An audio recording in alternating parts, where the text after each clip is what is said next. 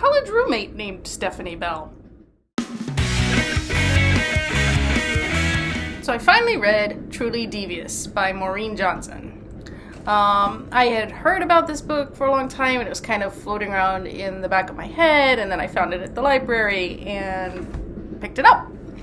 As it turns out, it's the first in a series, which is not uncommon these days, but I thought at least it would solve one of the two mysteries that was in this book, and no, neither. So take that as you will going in, but let's talk about it.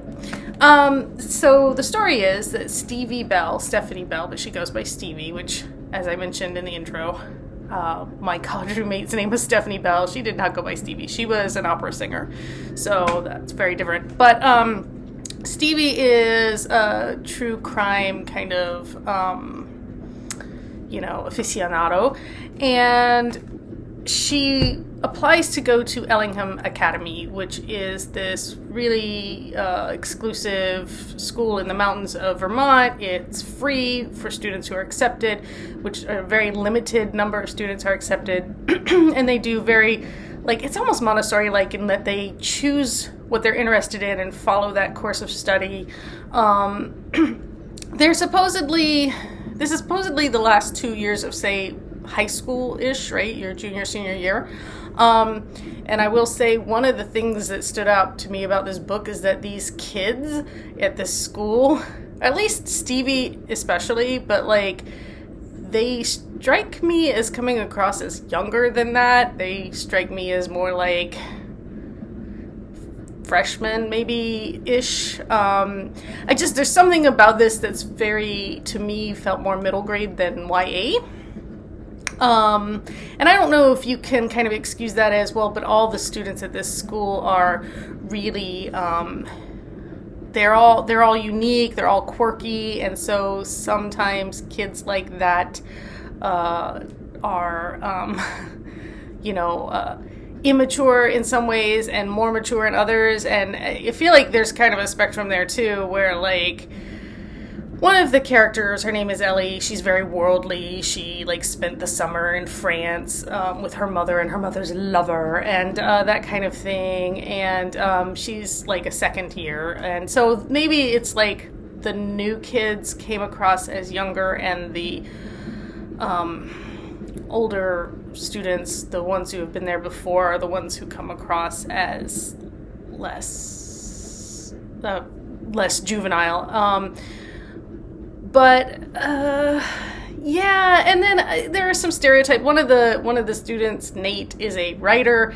He got into the school because he's this prodigy who published an amazing book and is supposed to be writing the second one. And there's just all the stereotypes again about writers being reclusive and not wanting to socialize and being kind of depressed or something. And I didn't love that as a writer myself.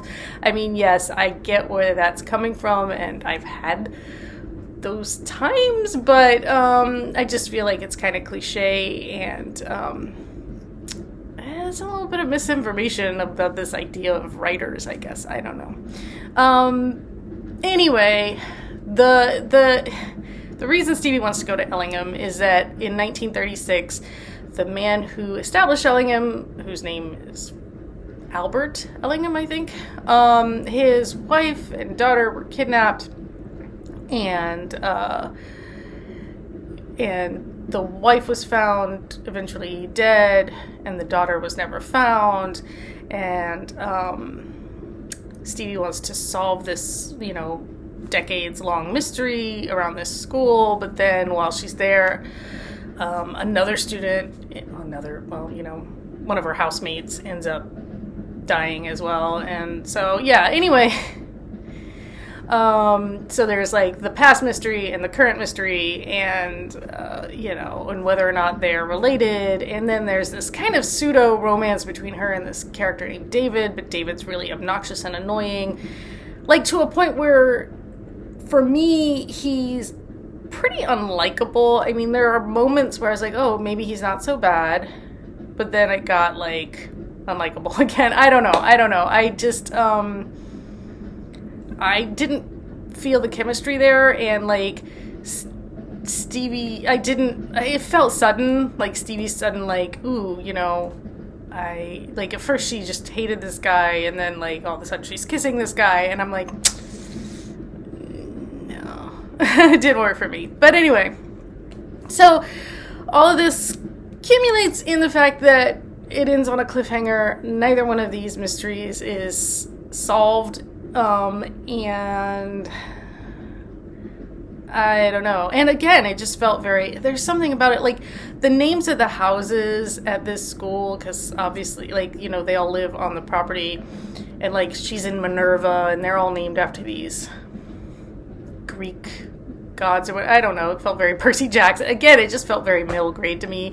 Like, I just, it didn't feel, it didn't feel quite as sophisticated as I think it was meant to feel. I don't know how to articulate it. And I liked it. I mean, it was an easy read. There was some editing stuff, but that's always the case. And for me, that's always a hang up. There's just some places there's one place in particular where, like, this guy named Robert leaves the room to go do something. And then in the next moment, he says something, and I'm like, he's not still there. Like, what are you talking about? He just left. That stood out to me. And then there are places where, like, the past tense is used incorrectly. And that's an odd thing, but it's something that I always notice when it should have been she had done this as opposed to she did this. Because the whole book is past... Anyway. And times when, like, when you're writing in past tense and then you say, now she had to... I don't know, or you say something like yesterday, and I'm like, well, no, yesterday doesn't exist in past tense. You have to say prior or the day before. Anyway, little things like that, where I was just like, oh, we needed to fix that. But bottom line is, there's like 2 or 3 more books in this. Like, I think there's The Vanishing Stair, something about hands. I don't even remember the name of it. And then there's one about a box or boxes. But my understanding is maybe that's not a full book. Maybe that's more like a ancillary, or it's not a full sequel. It's ancillary material. I don't know. And I have not decided yet if I feel like this is worth continuing to read. Like, I don't feel like, oh, I need to go pick up the next book right this minute. Like, I'm not so enthusiastic that I feel like, oh, I need to do this. This needs to happen right now, which tells me something about my overall feelings of the book. I did give it 4 stars on Goodreads. It's very readable. And the things I'm picking on are, they're nitpicky, for sure. But for some people, the fact that not even one of the mysteries is solved in the book, because, like, it's like, okay, if you're going to do a series, you have maybe an overarching mystery, and then you solve one mystery per book. Cool. That works. That's how a lot of television shows work, right? You got your episode, and then meanwhile, there's, like, character arcs happening across episodes. Cool. But if you're not going to solve either one in the book, it's kind of a miss. And so I detracted, that star for that and for, some of the nitpicky things.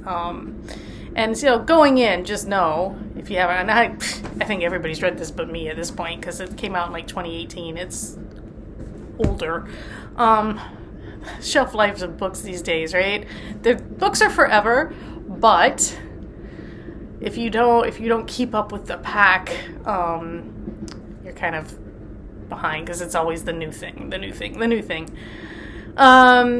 anyway, just if you haven't read it, you were thinking about reading it, or you were curious about it, just know going in that you're not going to get answers here. You're not even necessarily going to get a lot of satisfying character development, because there's a lot of characters who are so much wallpaper, like Janelle, who's supposedly Stevie's friend, but you barely see her, and Janelle's girlfriend, Vi, or V, I don't know how you're supposed to say it, V-I. I assume it's Vi, like short for something like Violet, or whatever. But, yeah, I don't know. I I have a stack of other books that I'm excited to get to, and so I don't feel compelled to grab The Vanishing Stair or whatever.